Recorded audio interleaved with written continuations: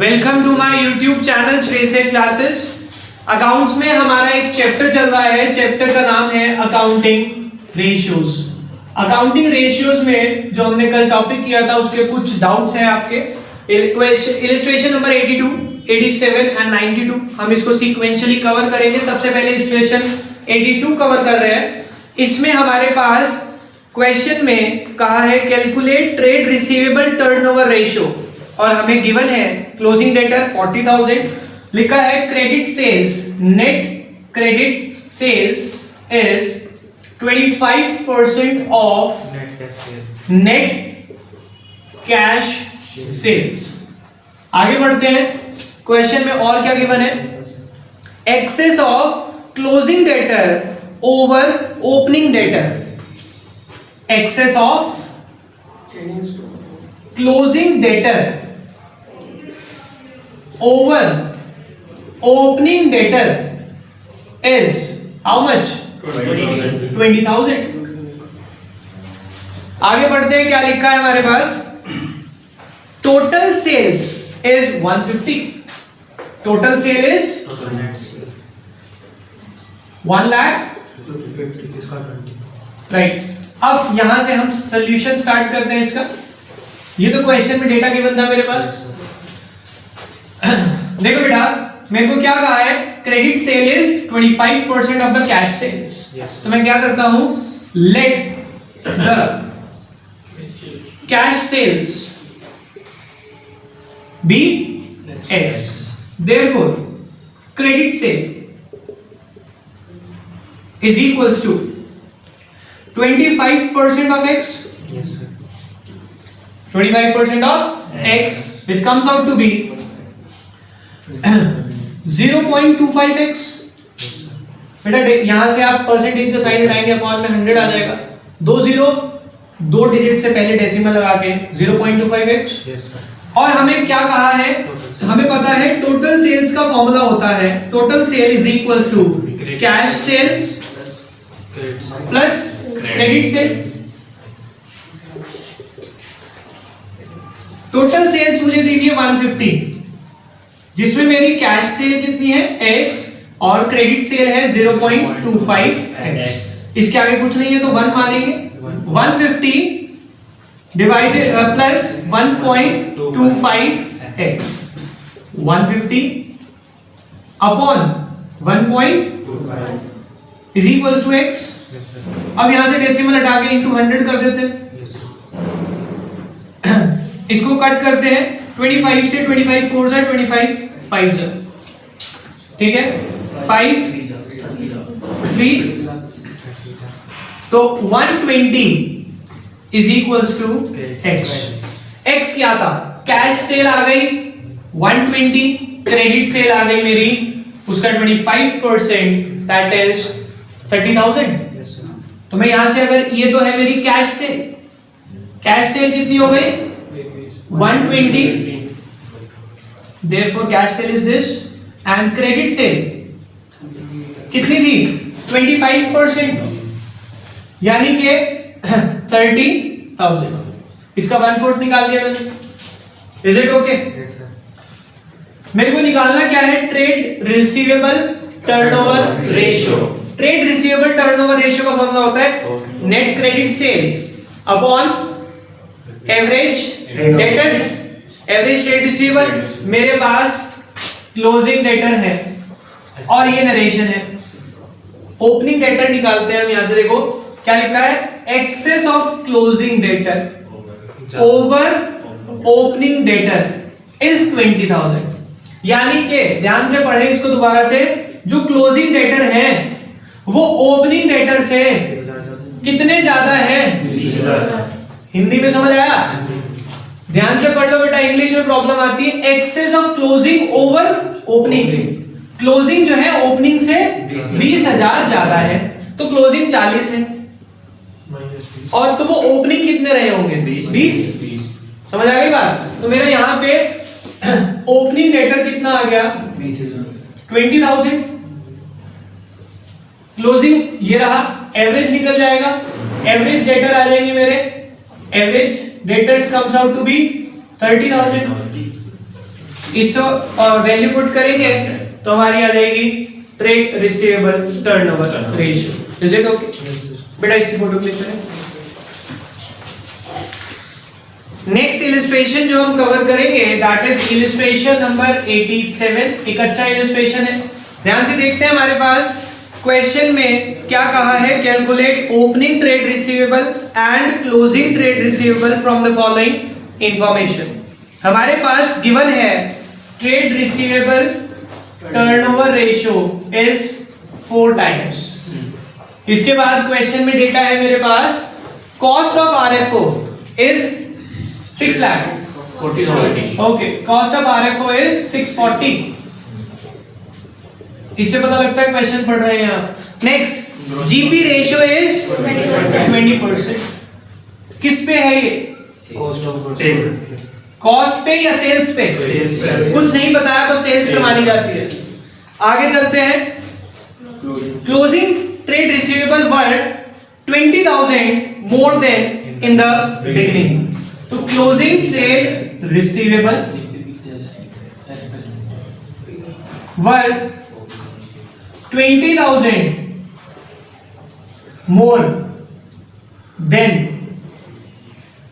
In beginning.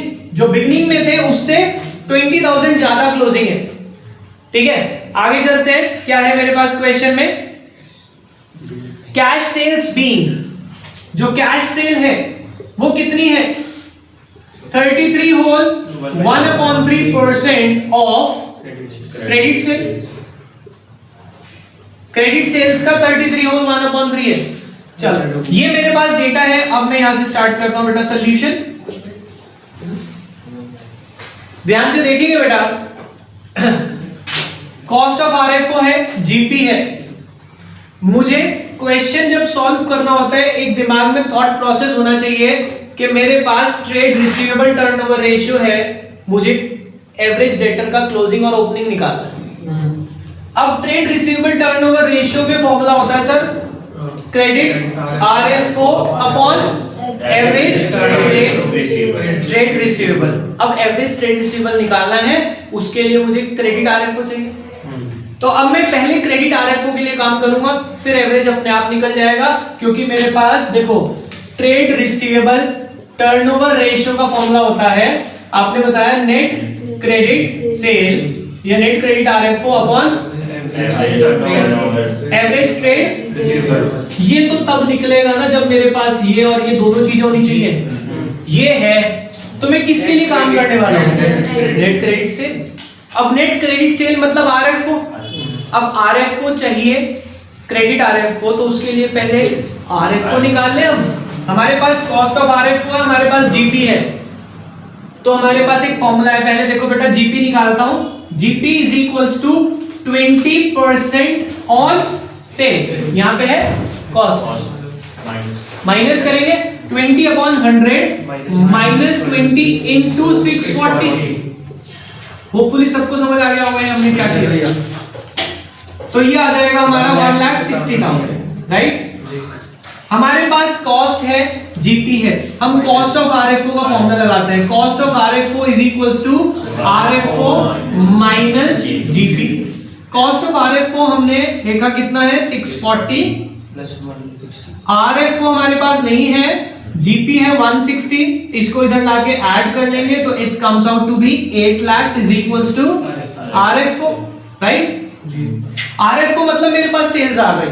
अब मुझे पता है आरएफओ में 2 आरएफओ थी, कैश आरएफओ, कोई रिलेशन जरूर दिया होगा, ये रहा। ये तो ट्रेड रिसीवेबल का ये है। कैश सेल्स या cash RFO is 33 whole 1/3 of तो मैं क्या करूं, क्रेडिट को x रख लूं, क्रेडिट को x रख लेते हैं। लेट कम पड़ेगा, इधर देखते हैं। Let credit RFO be x, therefore cash RFO is equals to 33 whole 1/3% of. अब बच्चा इसमें कंफ्यूज होता है बेटा, जब भी ऐसा मिले आपको आप इसे 1/3 लिख लें, 1/3 ऑफ x, राइट। और अगर आप इसे ऐसे में भी आपको डाउट रहता है तो आप इसको एक काम कर सकते हैं, आप इसे लिख सकते हैं 33.33% ऑफ x, चाहे 1/3x लिख लें, ठीक है। ये 1/3x, क्लियर। ये कैसे हुआ ये भी समझ ले, बाद में मत कहना सर ये तो आपने समझा रटवा दिया। 33 into 3 99 plus 1 100/3% है, परसेंटेज का साइन हटाएंगे, 100/3 परसेंटेज का साइन हटाते नीचे 100 आता है, 100 से 100 कैंसिल, तो it comes out to be 1/3, तो इसलिए मैंने 1/3 ऑफ x लिखवा दिया। अब हमें पता है total RFO is equals to cash RFO plus credit RFO, right. क्या टोटल RFO मैंने निकाला 8 लाख, कैश RFO मेरे पास कितना है 1/3x और प्लस x, एलसीएम लेंगे पहले, 8 lakh is equals to 3 1x plus 3x, 8 lakh into 3, इसको इधर ले आएंगे, एलसीएम की बात तो आ सकता है ना, कोई बच्चा ऐसे ही मत ले आना, वो गलत हो जाएगा। 4x, इसको इधर ले आएंगे तो 6 लाख, 4 लाख को इधर लाएंगे तो ये कट जाएगा इससे, और फिर मल्टीप्लाई हो जाएगा 6 lakh is equals to x, यानी कि मेरे पास क्रेडिट RFO आ गया, तो कैश RFO उसका 1/3 हो जाएगा। लेकिन मुझे तो क्रेडिट RFO ही चाहिए ट्रेड रिसीवेबल में, न्यूमरेटर में क्या चाहिए क्रेडिट RFO, वो आ गया, बात खत्म। मैं कैश RFO को सॉल्व भी नहीं करूंगा क्योंकि मुझे उसकी रिक्वायरमेंट नहीं है। अब मैं निकालता हूं ट्रेड रिसीवेबल टर्नओवर रेशियो का formula. Trade receivable turnover ratio is equals to credit RFO, वो एक ही बात है, net credit RFO upon average trade receivable. ये मेरे पास कितना है 4 टाइम्स, क्रेडिट RFO निकाला 6 lakh upon average trade receivable, इसको इधर ले जाएंगे, इसको इधर ले जाएंगे, तो average trade receivable is 150, correct जी। अब इन्होंने रिलेशन बताया था, closing trade receivable is 20,000 more than in the beginning, जो बिगिनिंग में था उससे 20,000 रुपए क्लोजिंग ज्यादा है, ठीक है। तो मैं बिगिनिंग वाले को मान लेता हूं y, x तो यूज कर लिया ना मैंने वहां, let the opening trade receivable be y, closing trade receivable is equals to y plus 20,000, yes sir, कोई problem? Average trade receivable is equals to closing trade receivable plus opening trade receivable upon 2, correct. यहां पे average कितना था 50, हमने अभी निकाला 150 is equals to closing कितना है मेरे पास, क्लोजिंग मैंने अभी लिया y plus 20 और ओपनिंग y, तो y plus 20 plus y upon 2, यही तो होता है एवरेज का formula, opening plus closing upon 2। इसको इधर ले जाके मल्टीप्लाई करते हैं, 3 लाख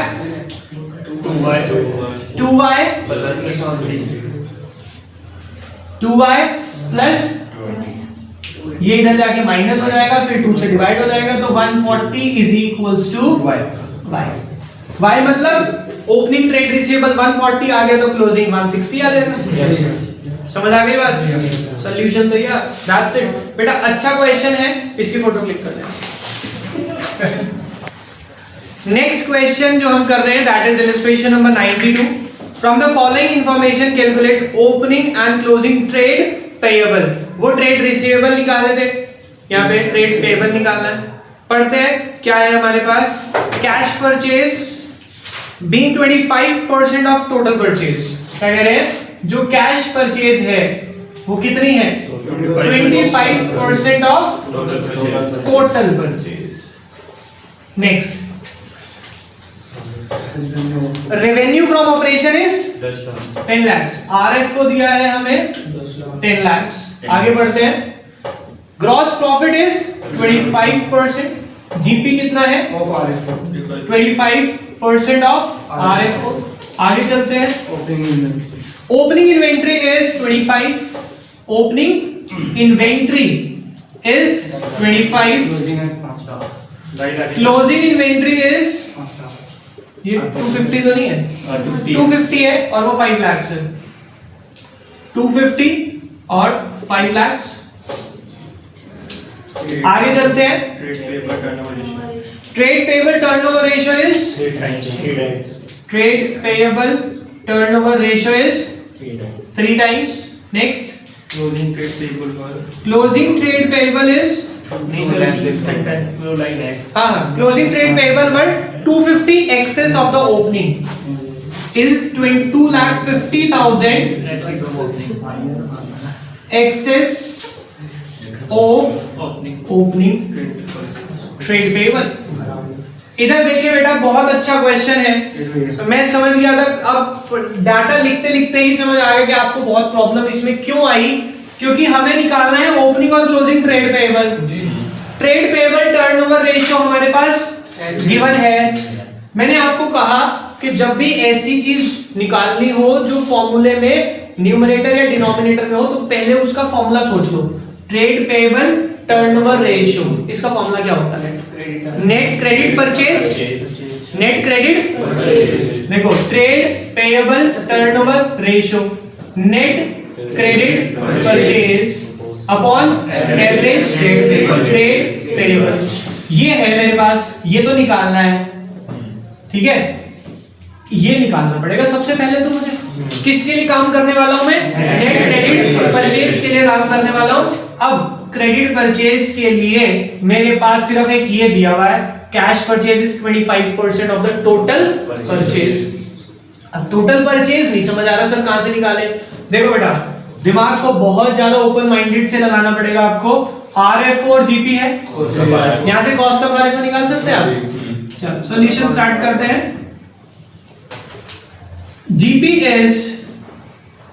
GP कितना होगा आपका, 25% ऑफ RFO 10 लाख है तो 2.5 लाख। ये समझ आ गया, ओरली निकाल दिया हमने। इसका 25%, यहां से मैं कॉस्ट ऑफ RFO निकाल सकता हूं। Cost of RFO is equals to 10 lakh minus 250 750। ये भी समझ आ गया शॉर्टकट। कॉस्ट ऑफ RFO का एक फॉर्मूला होता है, क्या, opening stock plus net purchase plus direct expenses minus closing stock is equals to 750 रख दो। समझे बात को, ये तो कॉस्ट ऑफ RFO ही है ना जी। ओपनिंग इन्वेंट्री क्लोजिंग इन्वेंट्री है मेरे पास, कितनी दी हुई है, ओपनिंग इज 250। नेट परचेज मुझे निकालना है, नेट परचेज को मैं वैल्यू की बजाय नेट परचेज ही लिखता हूं बेटा। यस, इधर देखें, नेट परचेज लिख दी। डायरेक्ट एक्सपेंसेस नहीं है, 0 मान लूंगा। क्लोजिंग स्टॉक मेरे पास 5 lakhs का है, इज इक्वल्स टू 750। ये उधर जाके प्लस हो जाएगा, ये उधर जाके माइनस हो जाएगा, तो मेरे पास नेट परचेज आ जाएगी। Net purchase is equals to 10 lakhs। Yes, आ गई नेट परचेज। अब नेट परचेज अगर मेरे पास आ गई तो उन्होंने क्या कहा था, cash purchase is 25% of the total purchase. देखिए मैं क्या लिखने वाला हूं, let the total purchase be x, therefore cash purchase is equal to 25% of. इसका मतलब क्या हो गया, 0.25x। ठीक है, हमें पता है सर टोटल परचेज किसके बराबर होती है, cash purchase plus credit purchase, right. Total purchase मैंने अभी निकाली, कितनी है? 10 लाख। कैश परचेज कितनी रखी हमने? 0.25x, और क्रेडिट परचेज प्लस x, इसके आगे कुछ नहीं है तो क्या माना जाएगा? तो 10 lakh is equals to 1.25x। यहां से आप क्या निकालेंगे? 10 लाख अपॉन 1.25, डेसिमल हटाएंगे, into 100 is equals to x 5 4। 8 lakh is equals to x, यानी कि हमारे पास भैया वो टोटल परचेज आपने x मानी हुई कितनी थी? 10 लाख लिखा हुआ। एक मिनट, ये मैंने गलत कर दिया। बैठो बेटा। कैश परचेज इज, वो वाली चेयर शिफ्ट करो बेटा। देखिए एक गलती हो गई, मैंने टोटल परचेज को x मान लिया, जबकि मेरे पास टोटल परचेज में निकाल चुका हूं कितनी है? 10 लाख। तो ये गलत हो गया मेरे से। यहां पे टोटल परचेज मेरी कितनी है? Total purchase is